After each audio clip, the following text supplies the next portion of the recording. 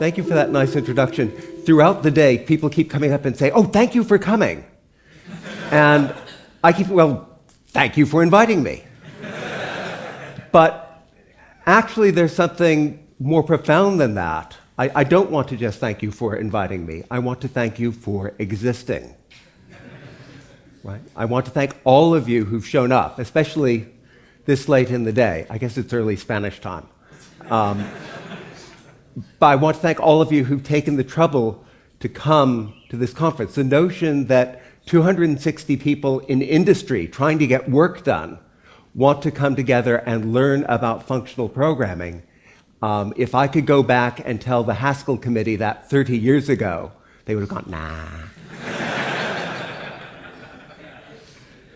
Right? But there's a lesson here which I'd like you to take away, which is if you want to change the world, and that's what you should do, right? You should want to change the world, and you can do it. You can do it the same way we did it, which is come up with a good idea and find other great people to work on it with you, like you praised me for type classes, but you wouldn't use type classes if it wasn't for the additional work that Mark Jones did on top of what I did. Wadler was praising me for monads before, but I never would have found monads if it wasn't for the work that Kleisli had done and the work that Eugenio Maggi had done. So it's always a chain. So I am inviting you to join this chain. That is what you should do. And then you can do it just like the Haskell committee did it. Find great people to work with, come up with great ideas, and then, here's the important point, everybody will ignore you. And this is what I've learned now. Don't worry about it. Just keep doing it for 30 years.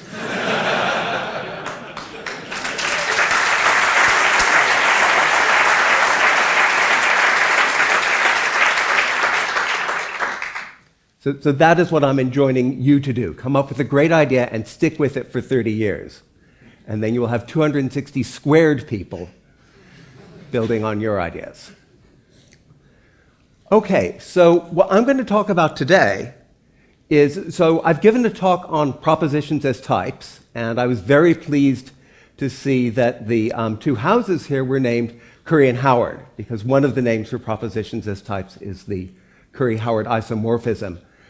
Some people don't like that name because they point out that the intuitionists, Brewer and the like, had the same ideas even earlier, and that in terms of practical application, people like De Bruyne had the same idea independently. So there are many, many different names you could give this, and just to avoid getting into fights, I've taken to calling it propositions as types. But if you want to call it Curry-Howard, that's fine. That's one of the many names, right? You know an idea is good if it has lots of names. And indeed, Curry-Howard is a double-barreled name that guarantees you will have other double-barreled names. Because what does Curry-Howard tell us?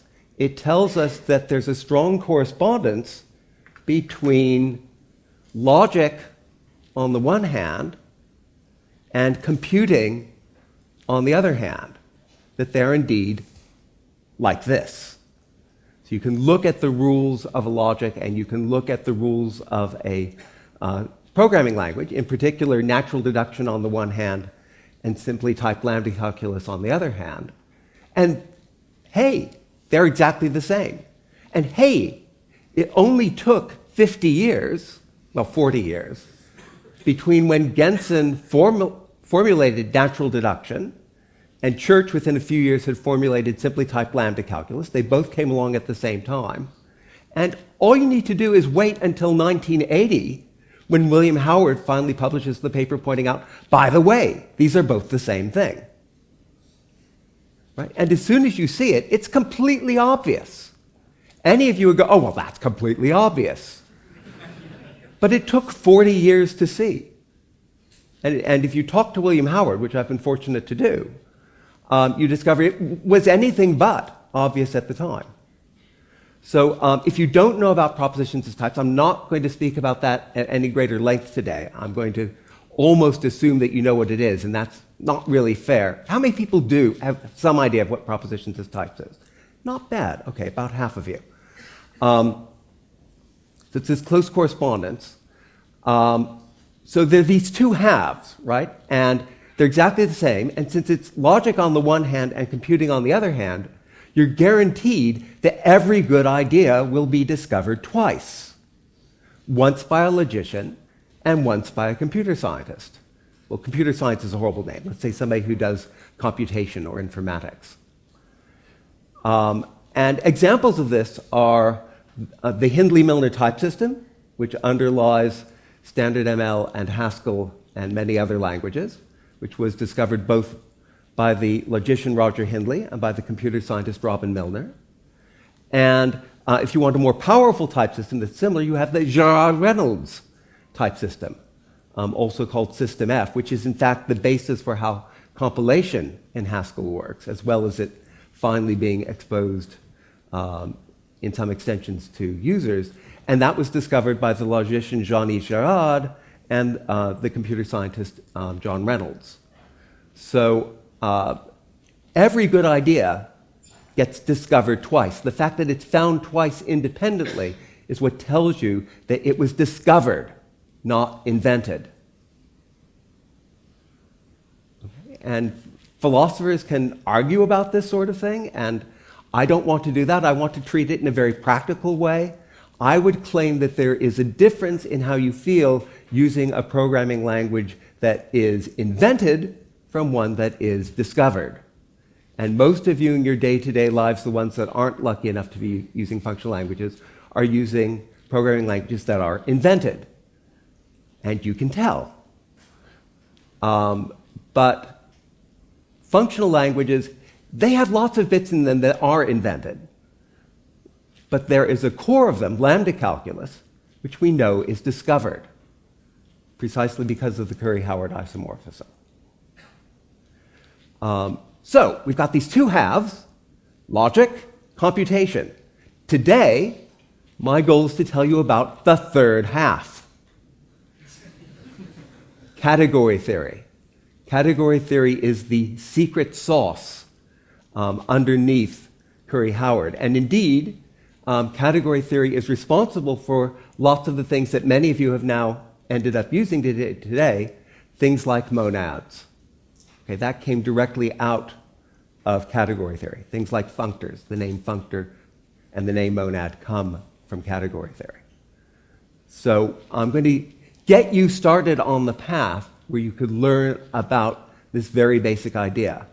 And I will try to get just far enough to show you one of the coolest things I know. So the coolest thing I know, of course, is that natural deduction and lambda calculus correspond to each other.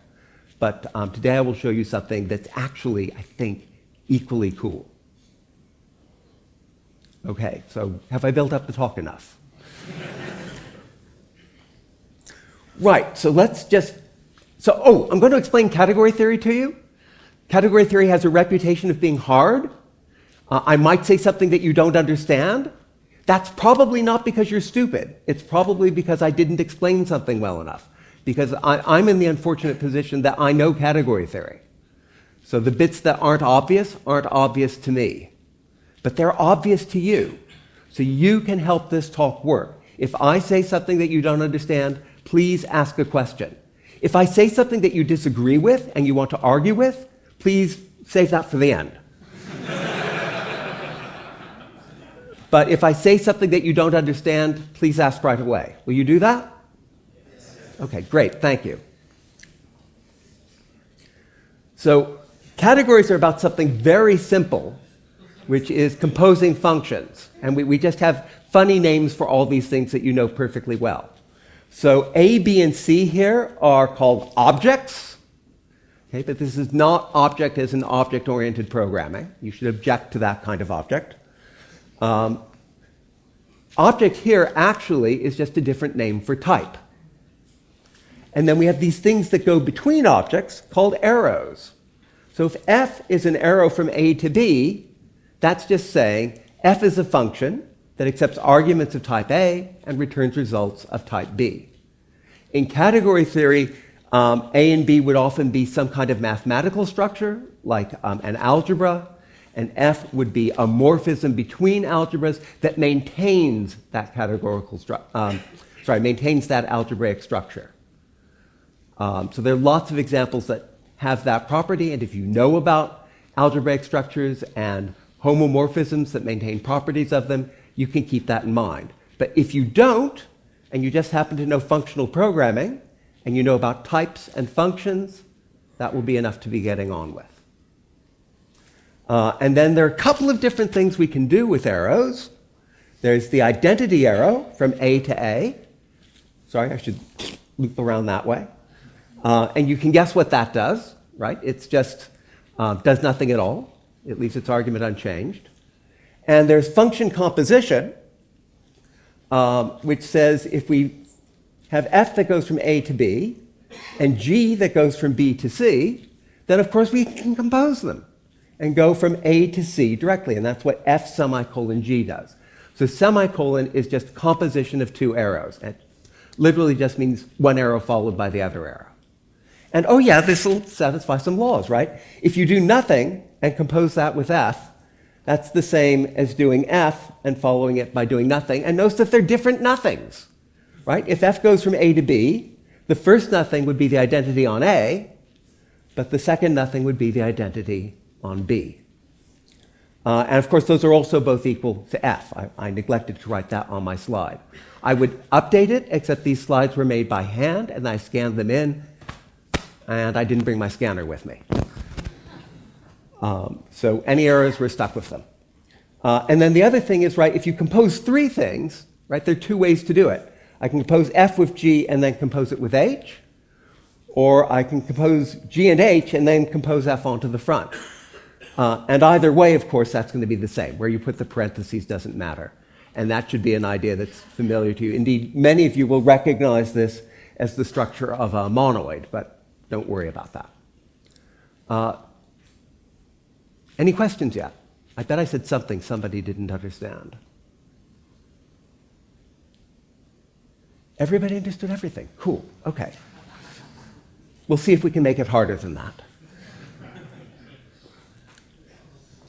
So the first thing is the product. Now, actually, I'm not going to start here with category theory. I'll go to the end.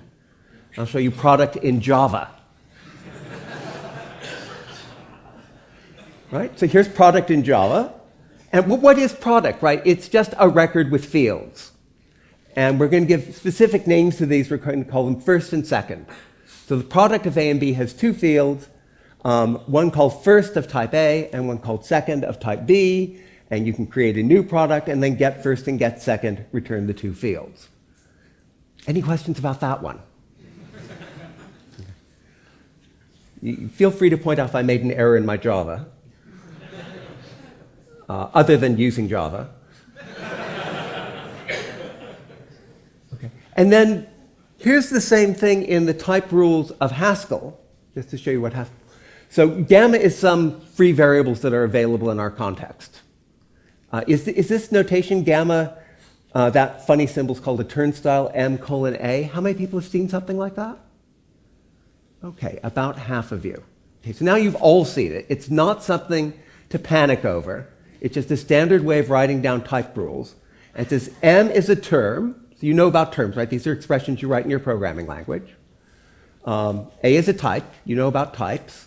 And then gamma. What's gamma? That must be hard because it's written as a big Greek letter. Gamma is just our name for all the free variables and their types. So I might have X of type A in the context and Y of type B in the context. And then I could build up a pair, MN. So if gamma is that context I just described, M might be X, whose type is A, and N might be Y, whose type is B, and then an XY pair is an A cross B product. Okay? And then if L is an A cross B pair, first of L selects out the first component, whose type is, guess what, A, and second of L picks out the second component, whose type is, guess what, B, and I'll explain the other bit when we get to it. Okay, any questions about that? This is way too easy for you. All right, you'll all be bored. So here's a product. So product is just what I said, right? We've got an A cross B product, and then there are two morphisms. First, which goes from A cross B to A, and second, which extracts out the second component, goes from A cross B to B. Now, the interesting thing is how category theory describes creating one of these things. So we have to do it in terms of arrows. That can be kind of annoying, right? We're used to working with terms like M and N, but no, I'm going to have to do it now using arrows. It turns out we will get a big benefit from using arrows at the end. But right now, right, the category theory is going to look like, this is what I thought of category theory when I first learned it. Easy stuff that I understand really well made difficult. Okay? That's what category theory is. So let's take products, which we all understand really well, and make them difficult. And the way we're going to make them difficult is instead of being able to build an MN pair from two terms, we have to do it from arrows. Ugh, how are we going to do it from arrows? Well, let's pick some other type C. And let F be an arrow from C to A. And let G be an arrow from C to B. Okay? So if I apply F to this thingy in C, I get a thingy in A. And if I apply G to this thingy in C, I get a thingy in B. So this funny notation, angle bracket F comma G close angle bracket, says I'm going to build a pair. How am I going to build that pair? Well, take your C and use F to get the A component and use G to get the B component. Okay? Now, this diagram says a couple of other things. So first of all, we notice that following that diagram, you then go through first and second. And now look, there are two ways to go from C to A. We can go directly via F, or we can go, it's probably going to be, does anybody have a pointer? A big pointer? A stick? Not a laser pointer. I don't trust them. Somebody's going off to get a big stick. Okay, we'll see if they can find a big stick. But meanwhile, if I point with that little hand, can you see what I'm doing? Yes? Okay, so we can go either from C directly to A via F, or we can go from C to A cross B via FG, and then go from A cross B to A via first. So there are two ways you can go in this diagram. And you find these diagrams in category theory all the time. They're sort of cool because it's a graphic way of writing things down. And it's called a commuting diagram because the rule is when you see one of these things, if there are two different paths through it, they are both equal. So what this diagram tells us is that building a pair with FG and then taking the first component is the same as just going from C to A with F. Do I believe that? Well, let's see. FG applies F to C to get the A component and G to C to get the B component, and then first just takes the A component. So I could have, brilliant, thank you. Oh. Okay, literally, we are being led by the blind. Thank you.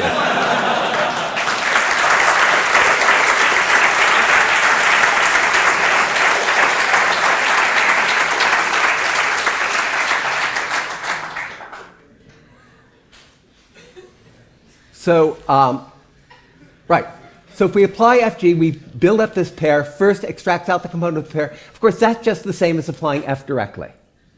And similarly, if we went the other way around, right, we build up the pair and then take the second component, that's just the same as using G directly. So that's what these two equations are telling us. Now, this line is written with dots. What does that mean? It says any arrow that you could put in here that makes this diagram commute must be FG. That's the only way to get from C to A cross B if it commutes, as if its first component is gotten by F and second component is gotten by G. The only way to get there is to apply F and G to build up a pair. So this is called a universality condition. See, I told you it was obvious stuff made hard.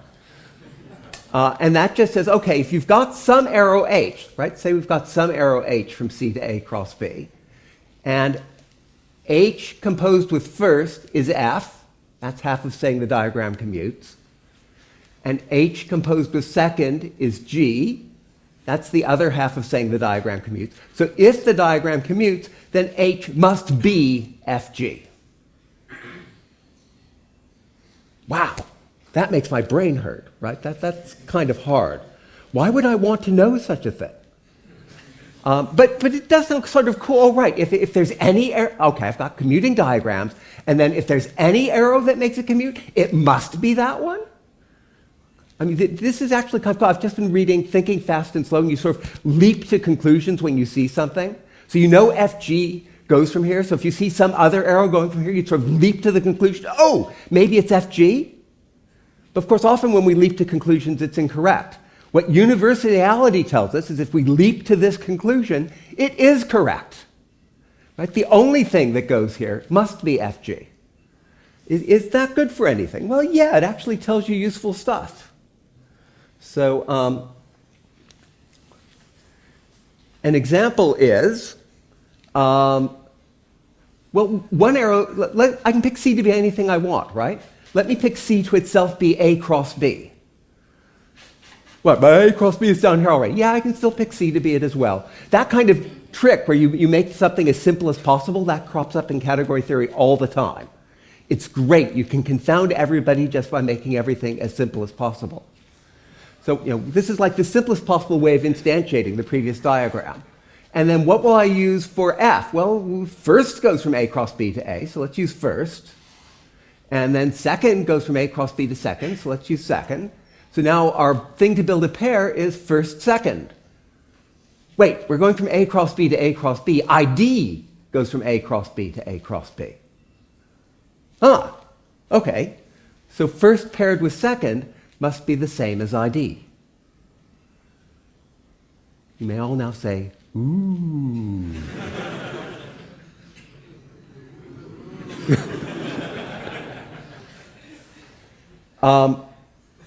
And this is actually useful, right? You will all know programming languages where this is not true, right? Even in Haskell, this is not true, because we goofed. We could have made it true. We should have done. But there are many languages where this is not true. Any strict language, this will not be true. It's impossible to make, tricky at the least, to make this true in a strict language, where one half doesn't terminate. If everything terminates in a language like Idris or Agda or Calc, then you can make this true. So this is only true in the very best of programming languages. But pretty much all logics, right, it will be true, except for very low-class logics. They're actually trying to deal with real computing languages. But any logic worth its name, you can do that. Okay, any questions yet? Wow, okay. Let me go back and explain something. Yep, here. I didn't explain this wee bit of notation. Nobody asked about that. You're not doing your job. So if I write curly C, that stands for the category curly C. Curly C of A and B, that just means the set of all the arrows in the category. So the set of all arrows from A to B is in C. And we're going to use that in a minute. In fact, we're going to use it right now. Right. Another way of reading what I've just told you is that what arrows are there from C to A cross B? Well, they're in one-to-one correspondence with the arrows from C to A and the arrows from C to B. So in other words, the arrows in curly C, sorry, I've used the same name twice, from object C to the object A times B are in one-to-one correspondence, right? If you have one of these arrows, what does it mean? Well, you've got an FG here, right? We know it must be an FG because if there's any arrow that makes this commute, it must be equal to an FG. And so those arrows are in one-to-one correspondence with an arrow from C to A, that's our F, and an arrow from C to B, that's our G. Okay, so that little equation tells us what products are. And right, we've got lots of different products here, actually, right? This is the product of two objects in our category. this is the product of two sets of arrows in set theory. So this is just Cartesian product. But Cartesian product is actually an instance of categorical product. So we've got categorical product used in two different ways here. I wrote one in black to make that a bit easier. Now your head should start to hurt a little bit. Okay, and then the way we can use this construct is, right, what does it mean can I give a semantics of this Haskell term in terms of categories? Yes, I can. So gamma, remember, was all our free variables. M is our term, and A is our type. And remember, gamma has the types of each of the free variables. So if gamma is something like X has type A and Y has type B, it will correspond to the product of the types A and B. And then to get X, you have to know to fetch the first one. To get Y, you have to know to fetch the second one. It might be, we might have 25 free variables, so then we'll take the product of 25 things. Oh, wait! Which way did the parentheses go? Oh, wait! Product is associative. It doesn't matter. Good.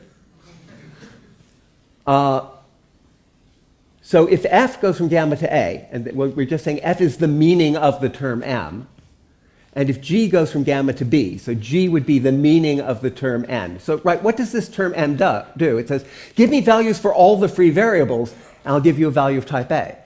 Right? And that's what F does. It says, give me one value each of the types of the free variables, and I'll give you a value of type A. And that's what G does. And then, so what does pairing do? It's, of course, just this construct, the FG pair. And then what does first do? Well, if H goes from gamma to A times B, then what first does is it first evaluates H to give us an A times B, and then does first. And similarly, second, first does H and then does second. So that's a way of giving semantics. Right, are your heads hurting now? Good. Are there any questions? Yes? On the productions on the right side, it looks... In the productions on the right side, it looks like the arrow's coming from this initial, what is it, which gamma, the gamma, I guess? And yeah. So does that mean that gamma is sort of, in that case, it's kind of standing in for like any possible type you could be talking about, or any possible gamma object, I guess? For any possible environment. Environment, okay. So an environment will be a bunch of free variables paired with a bunch of types. Got it, okay. That makes sense. And notice how easily it was for me to make this really difficult for you just by picking a letter gamma that you don't recognize and can't pronounce.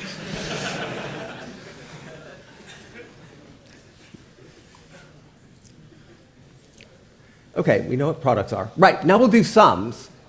Now sums maybe few of you have seen. How many of you are familiar with data type in Haskell? Okay, so all of you have seen sums before. How many of you are familiar with record variance? Not too many under that name. Here, let me show it to you in Java. Yeah, it gets kind of messy. Okay, but once you've seen this, you'll understand what it is, right? So sum of A and B said, well, we've got a case expression. And so, right, a sum says it's either a value on the, which we call in left of A here, or in right. I must have, no, yeah. In left or in right. Those are the two ways of forming a sum over A and B. And an in left has a component of type A, and an in right has a component of type B. So an A plus B thing is either an A or a B. And then we'll use case expression, which takes two functions. I'm making use of the fact that Java has lambdas now. A function from A to C and a function from B to C called F and G, each of them. And if it's the thing on the left, and we do the case expression, we apply F to that value X contained in the sum. But if it's a thing on the right, then we use G and we apply that to Y. So now they've made it look really hard by writing it out in Java. How many people have seen sums before? Not all of you. Okay. So sums are actually as basic as products. So it's sort of weird that a lot of our programming languages have products really easy, but sums are not so easy. Yes? All that we are saying here is based in that our functions are bijective, but we haven't said in our preconditions that our functions are bijective, so there could be more than one inverse, or there could be even no function inverse. Okay, now my head's hurting.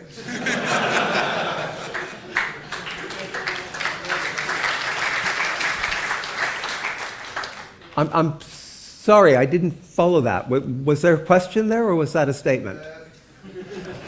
Are there any other requirements which aren't writing here? Because if we are saying that No. this The is only the requirement is inverse just that function, f is a function from A to C and G is a function from B to C. That's it. okay. In Haskell, the way you write these is in left of M is of type A plus B if M is of type A, and in right of N is of type A plus B if N is of type B. And if L is an A plus B, and gamma is this environment, but we're going to extend it now. We're going to add to it a free variable x of type A. And then P might refer to anything in gamma, but might also refer to x, and it must have type C. And similarly, we'll extend gamma with y of type B, and Q can refer to any of these things, including y, and it must have type C. So then case L of in left x, which will bind x to the value stored in L if L is a left summand, and then we'll evaluate P. So we've got all the free variables plus x, which is bound to the left thing in L. Or if there is no left thing in L, then it'll be a right thing, and then we execute the second line instead, and we bind y to the right thing, and then go off and evaluate Q.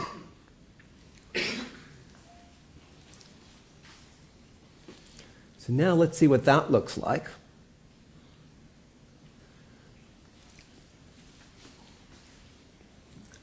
So remember, so here's our sum. There are two ways of building a sum, with in left or with in right. And then we need a case expression to get out of it. And again, we don't have terms, we have arrows. So in Haskell, we wrote terms. In Java, we were actually forced to write arrows, interestingly. So now I'm going to write f and g with square brackets rather than angle brackets. And that means the thing that goes out of a sum. So, and again, the diagram commutes. So this says, okay, if I take an A, inject it via in left into A plus B, and then go out via the FG case statement to get a C, that's just the same as taking F and applying it to A directly. Similarly, if I took a B and injected it into the sum and then went out with FG, that's the same as just applying G directly. So that gives you these two equations. And again, it's a dotted line. So again, it's universal. So again, any line here that makes this diagram commute, the only way to do that is with f and g. And again, in a programming language where everything terminates, like Idris or Agda or Calc, it's easy to make all this be true. But otherwise, you can't have, if something might not terminate, as far as I know, you can't have both true sums and true products. One of these equations must go wonky. Right? So really, only the very best of programming languages will have this property. And just like before, we could do the same trick and show that the identity must be the same as doing a case expression that does in left or in right. And that might be a little bit hard to think of. Okay, what's this say? Okay, it says it looks at this thing that's either an A or a B. If it's an A, I'll turn it back into an A plus B by injecting that A on the left. And if it's a B, I'll turn it back into an A plus B by injecting it on the right. And oh yeah, that's not really changed very much, has it? So that's why this is the identity function. Okay, any questions about that?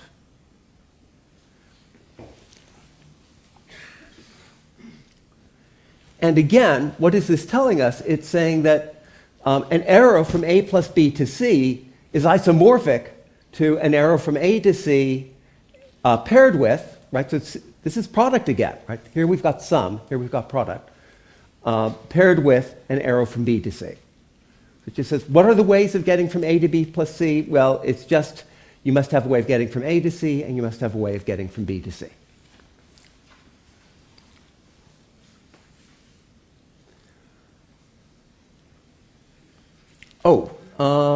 Let's see. Right, and then here's the category semantics. So in left and in right are obvious. Case is actually bloody difficult, to use a technical term. So our term L here would be its semantics would be an arrow H going from gamma to A plus B. And then obviously these things, right, so P would correspond to something from gamma times A, right, because we've got an additional free variable of type A, to C. And G would be a gamma times B to C. And then, how do we make this work? Well, actually, we won't do H here. We'll do ID paired with H. So we still have gamma, because we're going to need gamma still when we reevaluate P or Q. So we'll use products to make a pair of gamma times A plus B. So we've got our A plus B value, but we also still have gamma. And now we use our FG case, and we use that just on the left thing here, and we leave gamma. I've got one other thing here. Right, just by the distributive law, gamma times A plus B must be the same as gamma times A plus gamma times B. I'll show you that in a minute. It's actually not so easy. But this is something you learned in high school, right? Turns out it's still true in category theory. Actually, it's not true for all categories. It's only true for categories called distributive categories, which are ones for which, guess what, the distributive law holds. And almost every category is distributive if it has sums and products. And now we've got a sum of two things, so we can go out with F and F paired with G. Oh, but F wasn't just an A, it took a gamma. Oh, we got the gamma by doing the distribution. We're okay. Okay, so that gives us the semantics again. And it turns out as long as you've got exponentials, which I'll show you in a minute, which match lambda terms, you can actually build up particular arrows that make these two terms isomorphic. So that just means there's an arrow from one, an arrow to the other, and then if you compose the two arrows, it's the identity, either way around that you compose them. So that just says that there's a one-to-one correspondence, or what we call an isomorphism, between the type we've written on the left and the type we've written on the right. Or object, if you prefer the proper categorical term. But I won't go into that in detail. That was it. I just write this up and say, this is obvious. It took me 2 hours to work out what these arrows were and to confirm that it worked properly. Okay, so the last thing is, how do you do lambda expressions? And this is kind of bizarre. The first time I saw it, I thought, wow, that's taking lambda expressions and making them really, really difficult. So what we do is we say, okay, I've got gamma extended by A. That's very similar to the trick we did with the case expressions. And F is defined on everything in gamma and also A, and it goes to B. Well, that's the same as if I do curry of F. That's going to be the lambda expression, basically, the lambda abstraction, right? Because if I've got some term, right, there's a bunch of free variables, including one of type A, and it goes to B, and now I write lambda x of type A, right? Let's say this is x. Lambda x of type A dot whatever this term is has type B. Well, that's the same once I lambda abstract as a function from A to B, which you get by binding the argument to this x. So curry of F goes from gamma to an A arrow B. I've written the arrow in a slightly funny way to distinguish it. It's called an exponential. And then we've paired this with the identity function on A. So this just says, okay, we've got a pair of things This one changed by curry of f. This one just leave unchanged. And now we've got an a to b thing and an a, and we can apply the a to b function to the a to get a b. So this is function abstraction, and this is function application. And what this construct tells us, I've not been able to write it here, but this again is dotted, right? Anything that makes this commute, any arrow h that makes this commute must be equal to curry of f. And so what this says is the arrows from gamma to a to b are the same as the arrows from gamma times a to b. Or we can just say exponential is left adjoint to product if we really want to make our heads explode.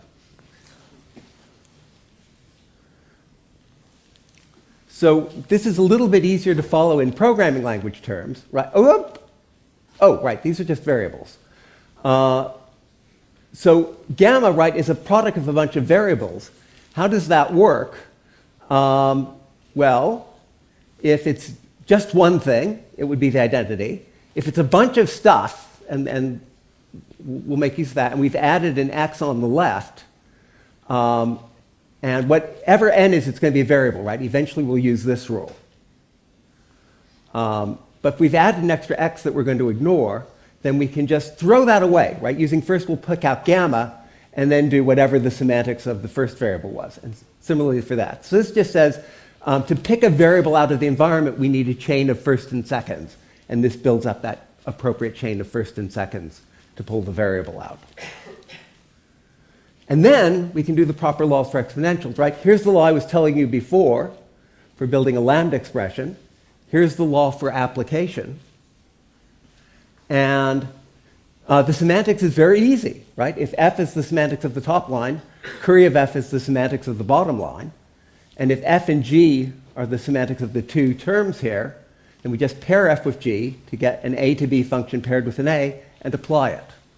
So the categorical semantics are actually pretty easy. So one thing I've skipped over here, but I'll just make the point briefly. Let's do it here.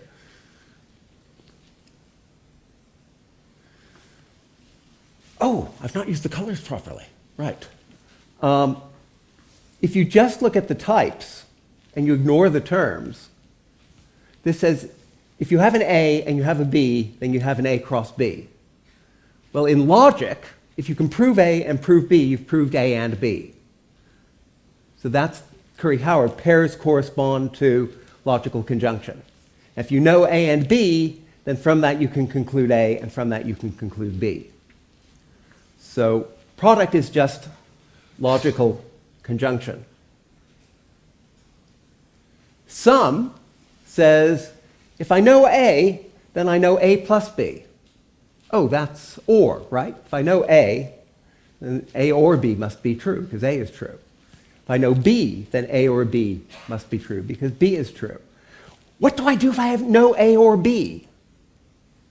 Well, if assuming A I can prove C, and if assuming B I can prove C, and I know A or B, then I know C without assuming anything.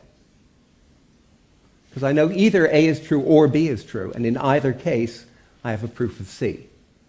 So these are Genson's logical rules for OR. And you can see here, we get the categorical interpretation of Genson's rules for OR. So again, categorically, sums give us disjunction. And what this shows us is that categorically, what are called exponentials give us implication. This is the rule for, right? How do I know A implies B? Well, if I assuming A I can prove B, then I know A implies B. And if I know A implies B and I know A, I can conclude B. That's called modus ponens. So the categories give us the right thing. I must be close to time, if not over. I'm at time, so let me wrap up. So that's it. Right? That's what I wanted to show you, except for the cool stuff. So you've seen all the hard stuff. You've done all the work. Now I'm going to show you so I've already showed you one of the coolest things I know, like the correspondence between logic on the one hand and computing on the other hand, and categories on the third hand. So we've got a sort of alien being here.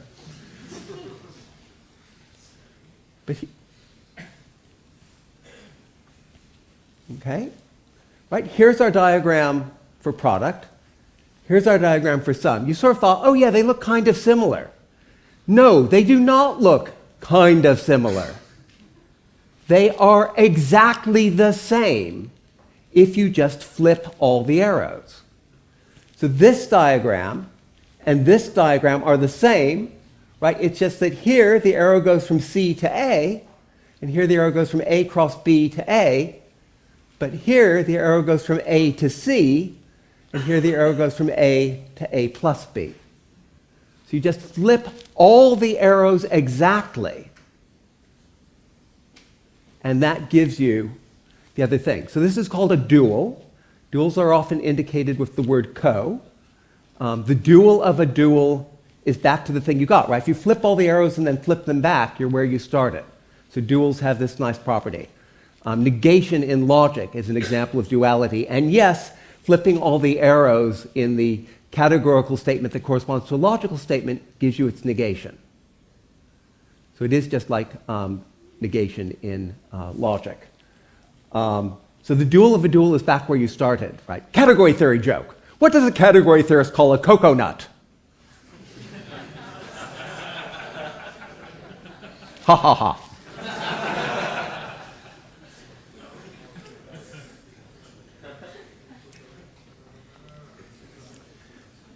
And here's the other cool thing. Right? What did we say? We said, okay, what does it mean to have an arrow from C to A times B? It means you have a pair of things, an arrow from C to A and an arrow from C to B. What does it mean to have an arrow from A plus B to C? It means you have a pair of things, an arrow from A to C and an arrow from B to C. What does it mean to have an arrow from C to A goes to B, A funny arrow B? It means you've got an arrow from C times A to B. Those of you who are very symmetric are thinking, oh, what happens if you have a plus here? Do you get something? Yes, you do. It turns out to be quite a limited logic. There are very few things that satisfy it, but that gives you exactly Boolean algebras in classical logic, if you also have the other thing. But these, you know. You saw them in high school. Let's write that there's an arrow from C to A. I'll write that by saying A raised to the C power. And that kind of makes sense, because if C is a finite set with exactly C things in it, and A is a finite set with exactly A things in it, how many ways are there to get from C to A? Well, let's see. There's, I can pick out one thing in A for the first thing here, and one thing in A for the second thing here, and so on. So if there's C things here, it's A to the C different ways of getting from C to A. Right? How many functions are there from n variables on to 2? 2 to the n. You're all familiar with that. So this is just written as A raised to the C power. And if you take those three equations and rewrite them in that way, you knew those a long time ago. So notice I'm cheating a bit here, right? I've written product for both the products in black and the product that I wrote in blue. I've done a similar thing with the exponential. So I've mushed together things that are different. So category theory teases that apart in a very useful way. But the basic idea you knew back in high school. You may now all say, ooh, again. Right. I'm done. I will just leave you with this thought. Life is cool. Do something cool and stick to it for 30 years. And always remember that when you have a tough job to do, that you should recall that this is a job for Lambda calculus.